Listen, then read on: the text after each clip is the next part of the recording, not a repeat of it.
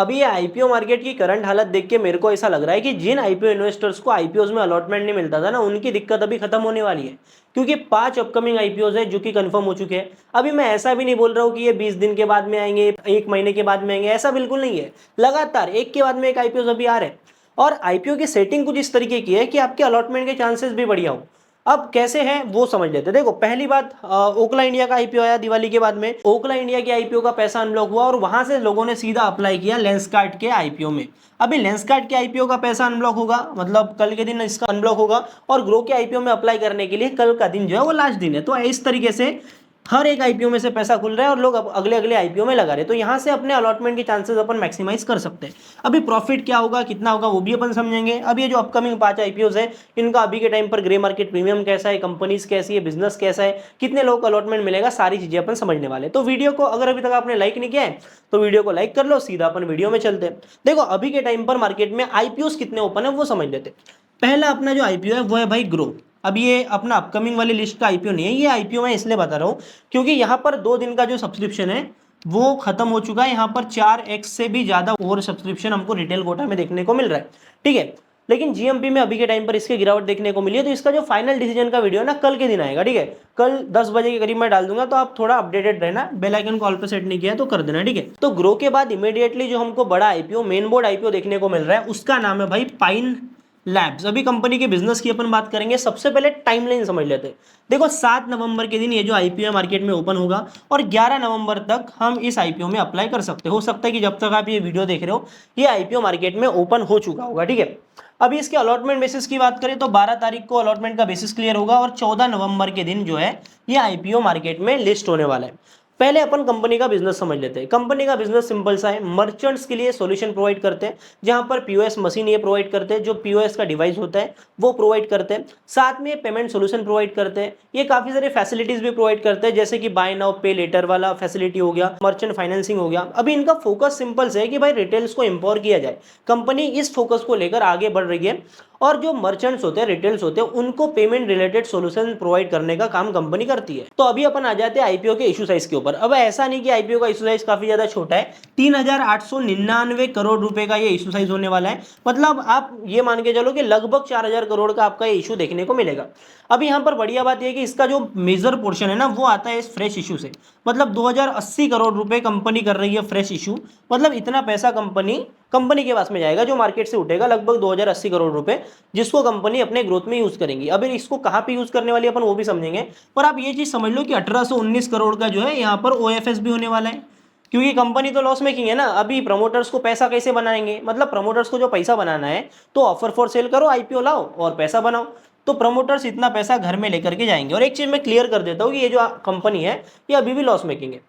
अभी ये जो 2080 करोड़ रुपए मार्केट से उठा रहे हैं, यहां से कुछ पैसा कंपनी अपने ओवरसीज सब्सिडरीज को फाइनेंस करने में यूज करेंगी। साथ में इसमें से कुछ पैसे का यूज कंपनी अपने डेट पेमेंट में करने वाली है, और जो बचा कुचा जो पैसा है वो कंपनी के जनरल कॉर्पोरेट पर्पज में काम आने वाला है। अब ये कंपनी के फाइनेंशियल एक्चुअल में कैसे, इसको अपन समझेंगे इसके डिटेल रिव्यू वीडियो में, जो कि जल्दी आपको आता हुआ दिखेगा। तो चैनल को सब्सक्राइब कर लो।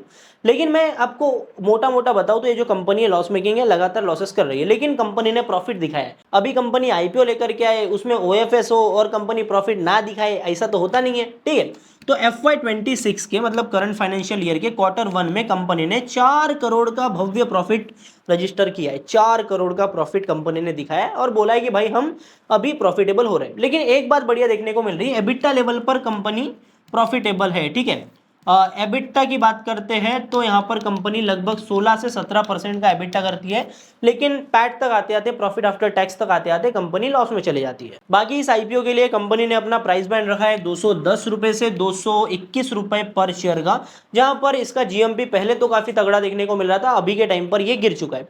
और ये जो जीएमपी का ट्रेंड हमको देखने को मिल रहा है ना, सिर्फ लेंसकार्ट के अंदर ही नहीं, ग्रो के अंदर भी देखने को मिला है, और सेम चीज हमको पाइन लैब्स में भी देखने को मिली है, और सेम चीज हमको पीडब्ल्यू के आईपीओ में भी देखने को मिली है। मतलब कुल मिला के हमको ये सिग्नल मिल रहा है कि ओवरऑल जो आईपीओ मार्केट है वहां पर जीएमपी में गिरावट देखने को मिल रही है। और इसके पीछे का मेन रीजन ये है कि अपन ऑलरेडी 26,000 के लेवल तक जा रहे थे, निफ्टी 50 की मैं बात कर रहा हूँ, तो निफ्टी अभी गिरकर 25,500 के लेवल पर आ चुकी है। तो मार्केट में गिरावट देखने को मिली। आईपीओ मार्केट में हर एक आईपीओ के ग्रे मार्केट प्रीमियम में भी गिरावट देखने को मिली है। पर शेयर के हिसाब से 12 रुपए का यहाँ पर जीएमपी चल रहा है, मतलब 5% का ग्रे मार्केट मार्केट में प्रीमियम अभी के टाइम पर दिखाई दे रहा है, लेकिन इतना लोड लेने वाली बात नहीं है। हो सकता है इसका जीएमपी आगे और बढ़ जाए, सब्सक्रिप्शन बेटर आने पे ये बढ़ सकता है, या फिर मार्केट कंडीशन सुधरेंगी तो और ये बढ़ सकता है, क्योंकि इसको लिस्ट होना है 14 तारीख को और अपने पास में अप्लाई करने को टाइम मिल रहा है 12 नवंबर तक का। ठीक है, तो इन चीज़ों को ध्यान में रखना है।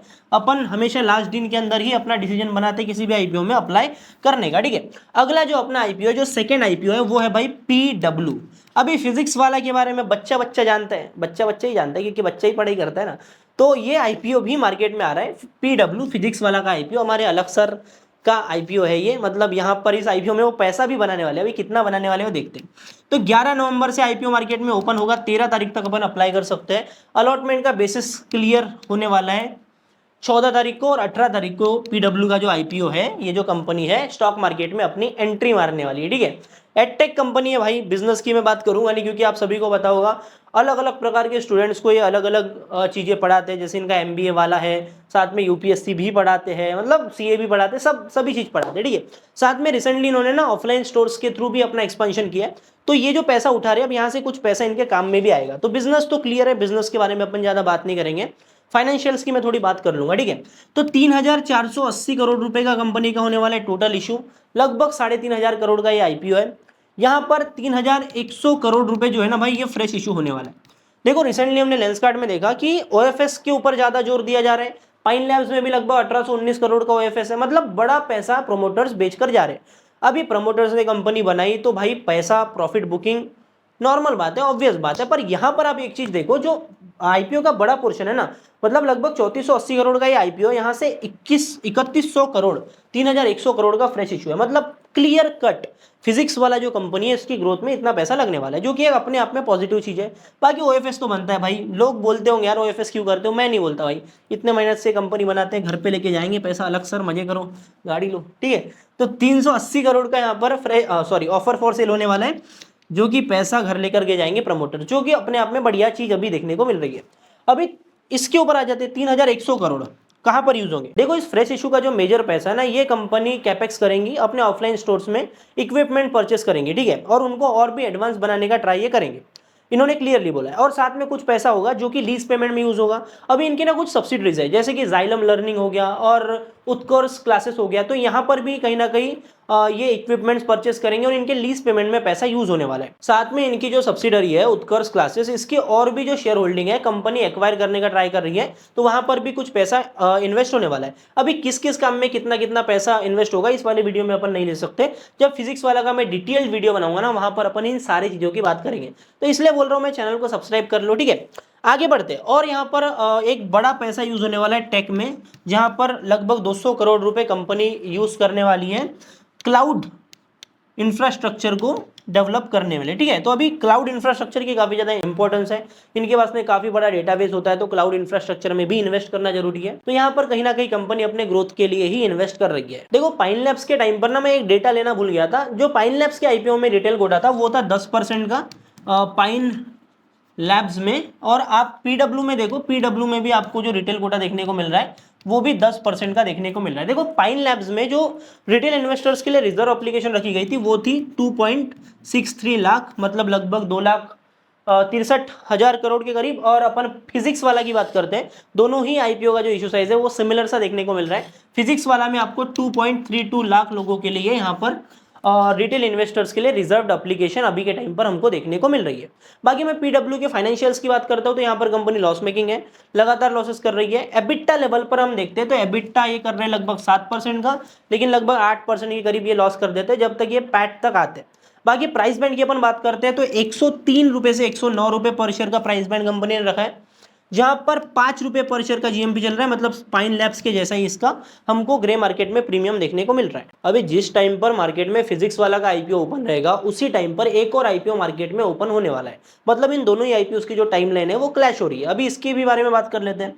तो अपना तीसरा आईपीओ हो जाता है एमवी फोटोवोल्टाइक पावर का, मतलब शॉर्ट में अपन बोले तो भाई ये हो जाता है आपका एमवी पीवी का आईपीओ। ठीक है, अभी आईपीओ मार्केट में ओपन होने वाला है 11 नवंबर को, 13 तक हम इसमें अप्लाई कर सकते हैं। 14 नवंबर को इसका अलॉटमेंट का बेसिस क्लियर होगा और 18 तारीख को ये जो आईपीओ है मार्केट में लिस्ट होने वाला है। अभी आईपीओ के इशू साइज की बात करें तो ये आईपीओ होने वाला है 2900 करोड़ रुपए का, मतलब लगभग 3000 करोड़ के करीब जो है इसका इशू साइज बताया जा रहा है। अभी यहाँ पर फ्रेश इशू होने वाला है 2143 करोड़ का, जो कि बढ़िया बात है। मतलब आईपीओ का जो एक बड़ा हिस्सा है वो कंपनी के खाते में जाने वाला है, जो कि कंपनी अपने ग्रोथ में यूज करने वाली है, ठीक है। और इस आईपीओ में भी हमको एक ऑफर फॉर सेल देखने को मिल रहा है, जहां पर 756 करोड़ रुपए यहाँ पर होने वाला है ऑफर फॉर सेल।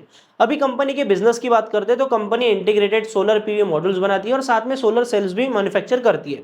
मतलब जिस तरीके का बिजनेस लगभग हमको विक्रम सोलर का देखने को मिल रहा था, वारी एनर्जीज है, प्रीमियर एनर्जीज है, उसी सेक्टर में कंपनी काम करती है, रिन्यूएबल सेक्टर में कंपनी काम कर रही है, तो इसके चलते कहीं ना कहीं कंपनी को वैल्यूएशन भी हाई मिलेगा, क्योंकि जो रिन्यूएबल सेक्टर है अभी के टाइम पर इंडिया में काफी ज्यादा तेजी से ग्रो कर रहा है, ठीक है। देखो इस आईपीओ में भी हमको जो रिटेल कोटा है वो 10% का ही देखने को मिल रहा है, लगातार हमको 10% के रिटेल कोटा देखने को मिल रहा है।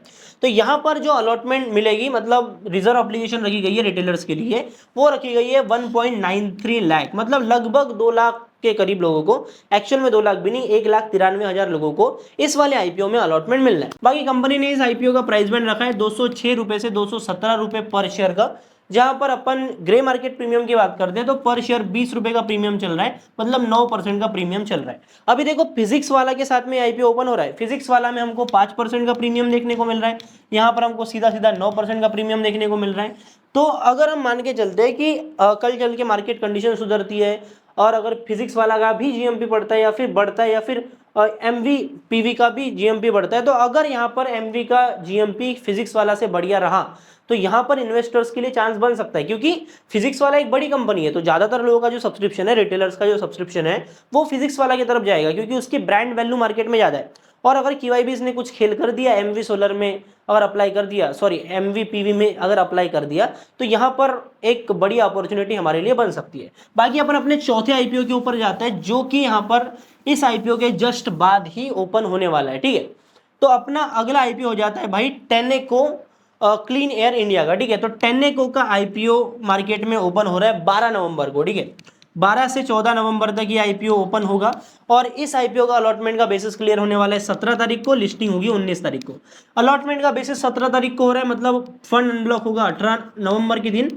मतलब आप ये क्लियरली समझ लो कि भाई एमवीपीवी पावर हो गया, फिजिक्स वाला हो गया और टेनेको क्लीन एयर हो गया, ये तीनों जो आईपीओज हैं ये आपस में क्लैश कर रहे हैं, क्योंकि तीनों में से अगर आपके पास में एक ही लॉट अप्लाई करने को पैसा है तो एक ही में अप्लाई कर सकते हो, ठीक है। मतलब मल्टीपल आईपीओ आप हिट नहीं कर पाओगे, किसी एक आईपीओ को आपको चूज करना पड़ेगा, ठीक है। तो इस आईपीओ की अपन बात करते हैं तो कंपनी का बिजनेस सबसे पहले अपन समझ लेते हैं। अभी टेनेको क्लीन एयर इंडिया के बिजनेस की बात करें तो कंपनी बनाती है ऑटोमोटिव प्रोडक्ट्स, जहां पर कंपनी बनाती है एडवांस एग्जॉस्ट, साथ में कैटालिटिक कन्वर्टर्स, डीजल फिल्टर्स और एग्जॉस्ट पाइप्स। आईपीओ का इशू साइज होने वाला है 3600 करोड़ का, जो कि एंटायरली ऑफर फॉर सेल होने वाला है। बाकी कंपनी के वैल्यूएशन की बात करें तो अभी के टाइम पर इसका जो प्राइस बैंड है वो अभी आने को है, अभी जैसे ये प्राइस बैंड अपडेट हो जाता है तो मैं अपने टेलीग्राम चैनल पर डाल दूंगा। बेसिकली अपने जो भी आईपीओ की अपडेट आती है मैं टेलीग्राम चैनल में ही डाल देता हूं, तो डिस्क्रिप्शन में मैं लिंक डाल दिया हूं, वहां पर जाके आप ज्वाइन कर सकते हो। अभी अपन आते हैं अपने अगले आईपीओ के ऊपर, और अगले आईपीओ का जो नाम होने वाला है, कंपनी का नाम होने वाला है कैपिलरी टेक्नोलॉजीज। अभी जो कैपिलरी टेक्नोलॉजीज है ये एक टेक कंपनी है, ठीक है, जहां पर ये टेक बेस्ड सॉल्यूशन प्रोवाइड करते हैं। अभी जिस मॉडल पे ये काम करते हैं ना उसको बोलते हैं सास मॉडल, ठीक है। सास मतलब software as a service model के ऊपर कंपनी ऑपरेट करती है, जहां पर कंपनी अपने क्लाइंट्स को मार्केटिंग ऑटोमेशन प्रोवाइड करती है, साथ में लॉयल्टी मैनेजमेंट सॉल्यूशंस, इस तरीके के कंपनी टेक बेस्ड काम करती है। बाकी कैपिलरी टेक्नोलॉजीज का जो आईपीओ है वो हमको इसी महीने में आता हुआ दिखेगा, ये जो जितने भी आईपीओ की हमने बात की उनके जस्ट बाद में, ठीक है। और लेकिन अभी तक इसकी जो डेट है फाइनल नहीं हुई है, टेंटेटिव डेट्स मार्केट में देखने को मिल रही है, पर अपन अभी के टाइम पर उनकी बात नहीं करेंगे जब तक इसका कंफर्म डेट नहीं आ जाता। और बाद में जैसे ही आईपीओ मार्केट में आएगा हम इसका कंप्लीट रिव्यू करने वाले हैं, और यहाँ तक कि जितने भी आईपीओ है ना हम सभी का कंप्लीट रिव्यू करने वाले। तो बाकी आप कमेंट में बताओ कि आपको किस आईपीओ का इंतजार है, कहाँ पर अप्लाई करोगे। बाकी सभी आईपीओ का तो मैं रिव्यू करने ही वाली, इसलिए चैनल को सब्सक्राइब करके बेल आइकन को ऑल पे सेट कर लेना। बाकी मैं मिलता हूँ आपसे अगले नए वीडियो में। वीडियो को लाइक नहीं किया तो लाइक कर लो भाई। बाय बाय, टाटा, जय हिंद, जय भारत।